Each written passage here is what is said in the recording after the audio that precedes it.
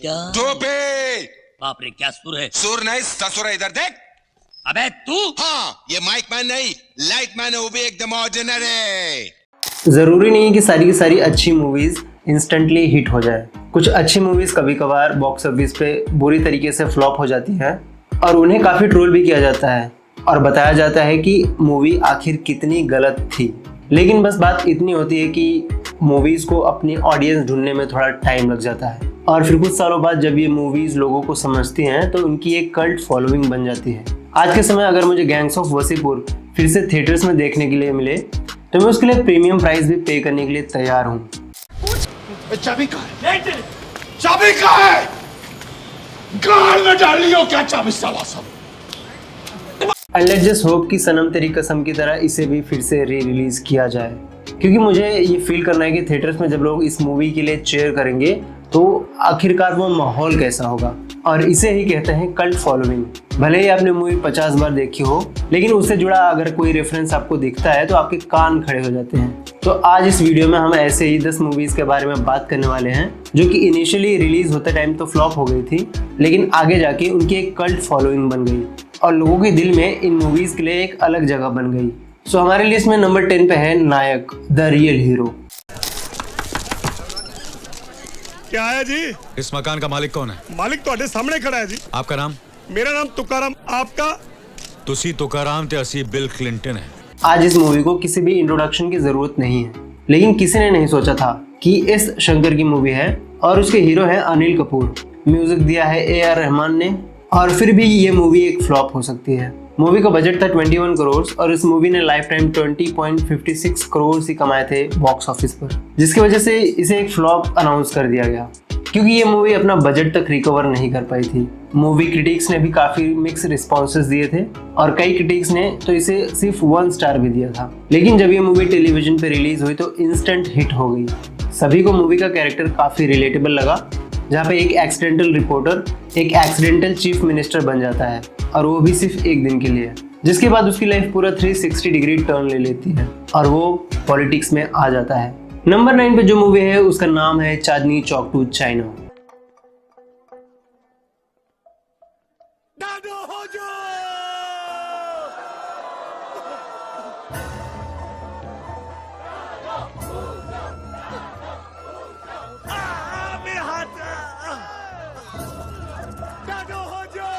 China पहुंच गया गणपति बापा। डाडो हो जो, डाडो हो जो, डाडो हो जो।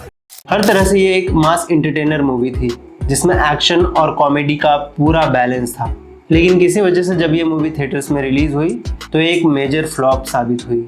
फिर से मैं कहूँगा कि वही अपने ऑडियंस पाने वाली बात है, क्योंकि मूवी को जब मासेस के लिए टेलीविजन पे टेलीकास्ट किया गया तो ये एक इंस्टेंट हिट हो गई। वो एक टिपिकल मसाला मूवी बनी जिसने ऑडियंस को पूरी तरीके से एंटरटेन किया और समय के साथ इसकी एक कल्ट फॉलोइंग बनती गई। नंबर 8 पे है मेरा नाम जोकर।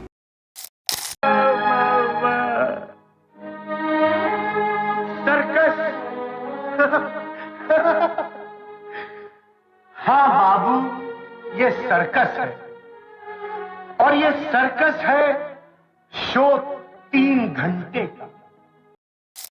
अब बात करते हैं 1970s की वो मूवी की जिसका रिलीज होना इसके प्रोड्यूसर, डायरेक्टर और एक्टर राज कपूर के लिए एक नाइटमेयर था। कहा जाता है कि ये मूवी पिछले 6 साल से मेकिंग में थी, जिसमें एक सर्कस के जोकर की कहानी बताई गई है जिसे किसी भी सिचुएशन में सर्कस में आए हुए लोगों को एंटरटेन करना है।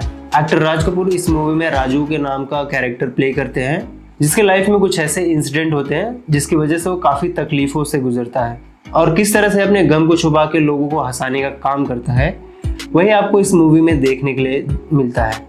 ऐसा भी कहा जाता है कि इस मूवी को राज कपूर की रियल लाइफ इंसिडेंट से इंस्पायर होकर बनाया गया था। कुछ भी हो, मूवी नाइटमेयर इसलिए थी क्योंकि जब ये रिलीज हुई तो काफ़ी बड़ी फेलियर साबित हुई, जिसके वजह से राज कपूर को काफ़ी ज़्यादा फाइनेंशियल डिफिकल्टीज से गुजरना पड़ा।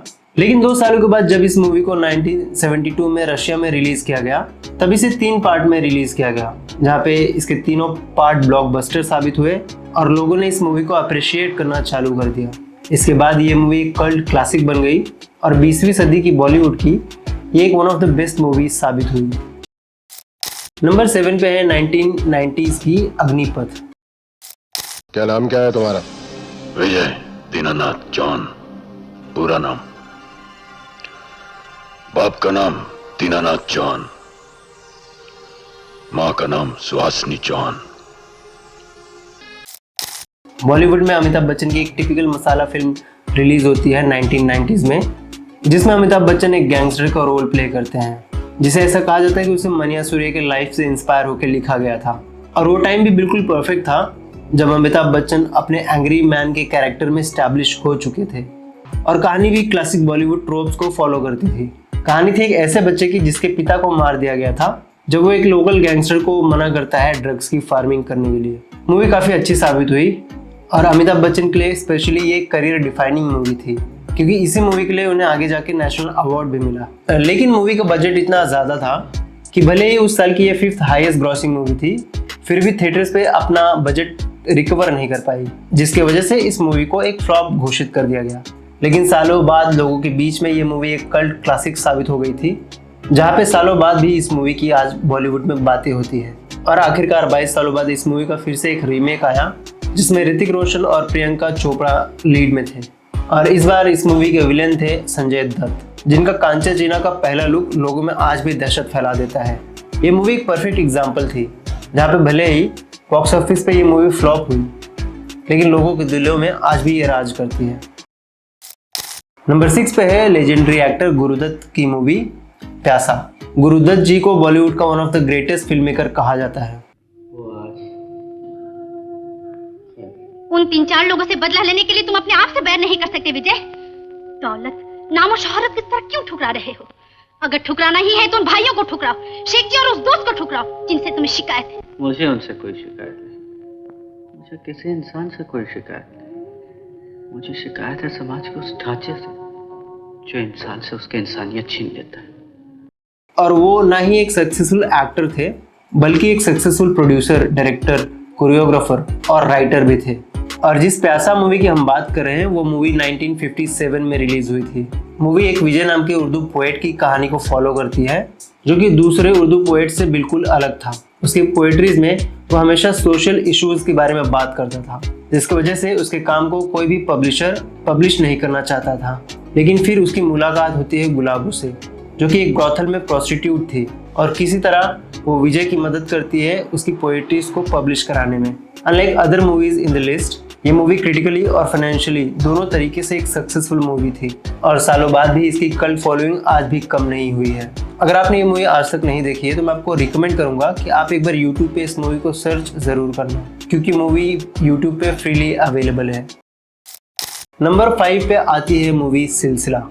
क्या चाहती हैं आप? मेरे जाने से क्या होता है?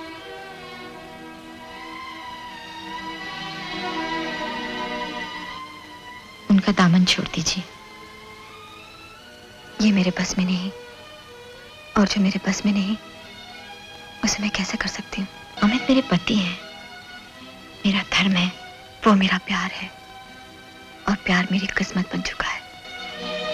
आप ये बाजी हार जाएंगी। मैं कोई बाजी नहीं खेल रही हूँ। क्यों मेरा घर तबाह कर रही है? अपना घर भी तो भोग रही हूँ। डायरेक्टर यश चोपड़ा की को रिटन फिल्म थी सिलसिला, जहाँ पे मूवी में एक लव ट्रायंगल दिखाया गया था बिटवीन रेखा, जया बच्चन और अमिताभ बच्चन। अब मूवी अपने आप में काफ़ी मेटा थी, क्योंकि उस समय बॉलीवुड में ऐसे रूमर्स फैले हुए थे कि अमिताभ बच्चन और रेखा का अफेयर चल रहा है, जिसकी वजह से जया बच्चन उन्हें ऑब्वियसली हेट करती थी। मूवी के सेट पे यश चोपड़ा हमेशा टेंशन में रहते थे कि इनके बीच में कोई कन्फ्रंटेशन ना हो जाए। और ऐसा कहा जाता है कि जया बच्चन ने इस मूवी को साइन इसलिए किया था क्योंकि मूवी के एंड में अमिताभ बच्चन और जया बच्चन का कैरेक्टर एक साथ हो जाते हैं। मूवी रिलीज से पहले काफ़ी चर्चा में थी, लेकिन बॉक्स ऑफिस पे अपना कमाल नहीं दिखा पाई। पर कुछ सालों बाद जब इस मूवी का रेफरेंस लोगों को पता चला तो इसकी एक कल्ट फॉलोइंग बन गई। आज भी बॉलीवुड चर्चाओं में इस मूवी की बातें होती हैं। नंबर 4 पे जो मूवी है उसका नाम है ओए लक्की लक्की ओए। ऐसी बात है तो शाम को आना, चड्ढा साहब शाम को आते हैं। मैं बहुत दूर से आया हूँ। क्यों भाई, क्या हाल है तेरे? ठीक है साहब। तू बड़ा बदला हो गया यार। लेकिन सर अच्छा इधर ही खड़ी रही हो, मैं चड्ढा साहब के काम से आया हूँ। पर चड्ढा साहब तो घर पे नहीं है सर। बस 5 मिनट में आया। अच्छा पिंकी। हाँ जी। पानी दे जा।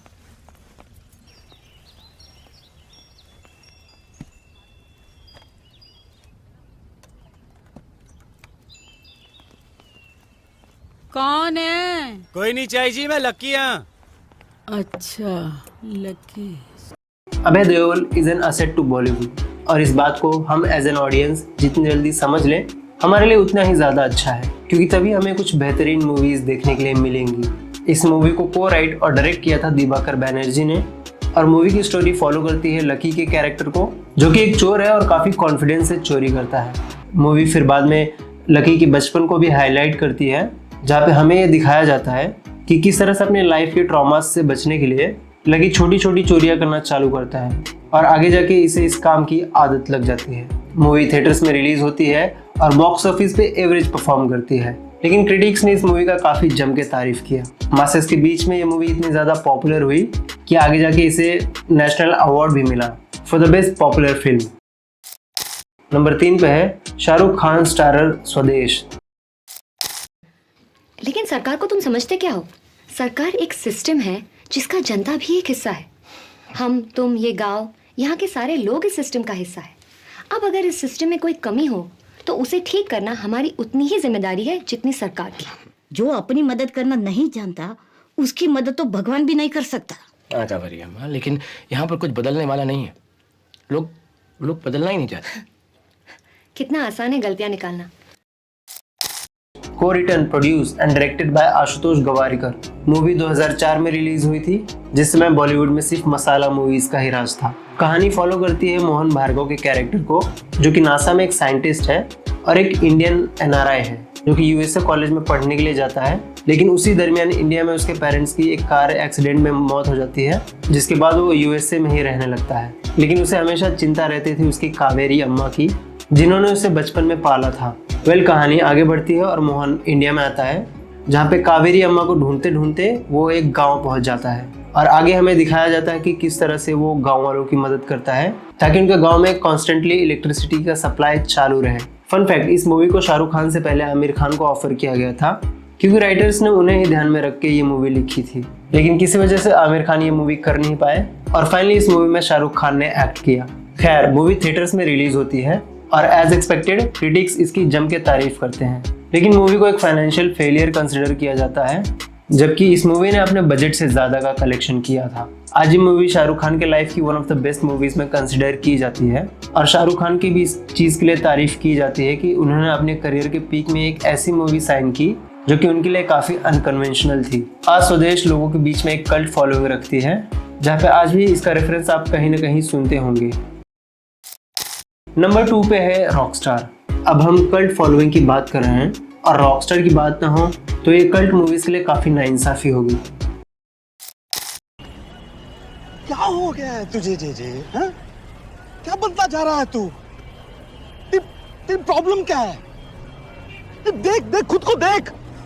तू क्या चाहता है कि लोग तुझसे दूर भागे?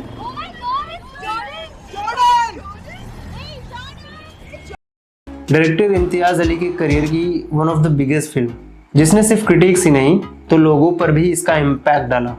मूवी की कहानी फॉलो करती है एक जॉर्डन नाम के कैरेक्टर की, जो कि एक छोटा मोटा म्यूजिशियन है और किस तरह से वो अपनी जर्नी तय करता है of becoming one of the most famous rock stars in the world. उसी की कहानी आप इस मूवी में देखते हो और ये भी एक परफेक्ट एग्जाम्पल थी, जहाँ पे लोगों ने भी इस मूवी को काफ़ी पसंद किया और क्रिटिक्स ने भी इसे काफ़ी ज़्यादा अप्रिशिएट किया।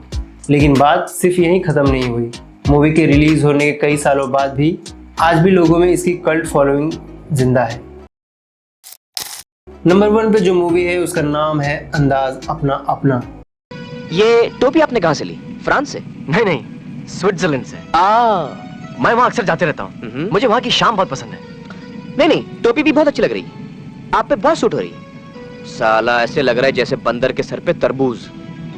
किसने सोचा था कि वो मूवी जिसे आज सारी जनता रिलेट करती है, उसके रिलीज के समय उसे एक फ्लॉप अनाउंस कर दिया गया था। वो मूवी जिसने हमें अनफॉरगिवेबल कैरेक्टर्स दिए, अनफॉरगिवेबल डायलॉग्स दिए और ओवरऑल एक कल्चरल इम्पैक्ट डाला। मूवी फॉलो करती है 2 कैरेक्टर्स को, Amar being played by Aamir Khan and Prem being played by Salman Khan.